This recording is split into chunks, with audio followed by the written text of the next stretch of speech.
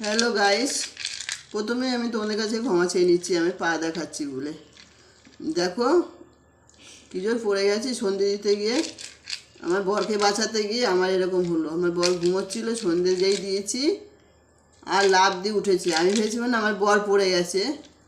বরকে দেখতে গিয়ে আমি কি করলাম বলো তো, নারকোল খেয়ে এনেছি তো জন্মাষ্টমী নাড়ু করবো বলে, তার মধ্যে দেখো পা স্লিপ খেয়ে দাঁড়াম করে পড়েছি, দেখেছো?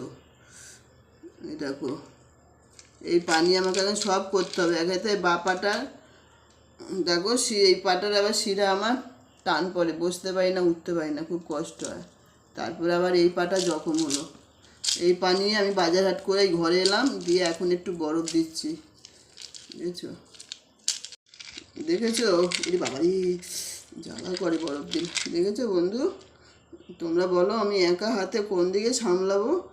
ভগবান, আমার দুই ছেলে আমাকে ফেলেও দিল, দেখলো পরীক্ষা নিল আমার মা কি করে করে সব কিছু। একা থাকার কি শাস্তি, দেখেছো তো?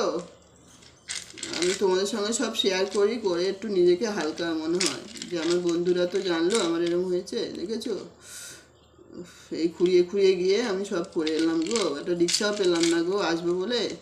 অতটা আমার বাজার এখান থেকে ধরো 15 মিনিট হেঁটে যেতে হয়, 15 মিনিট হেঁটে আসতে হয়, বুঝেছো? দেখো বন্ধুরা, আমাকে একটা হেল্প করো তোমরা, তোমাদের হেল্পের আমার খুবই প্রয়োজন। এই ফোলাটা কি করে কমে তাড়াতাড়ি করে বলো, আমার কান্না পাচ্ছে ব্যথায়। আর ব্যথাটা কি করে কমে সেটা আমাকে একটু কমেন্টে জানাও, আমি সেটা তাড়াতাড়ি করার চেষ্টা করবো। কেন বলো, দুদিন ধরে আমার ঘরে খুবই কাজ, লোকজন আসবে, তাদের তো বলা যাবে না আমার এই অবস্থা। তোমরা আমাকে একটু শেয়ার করো কী দিলে তাড়াতাড়ি ব্যথাটা আর ফোলাটা কমে।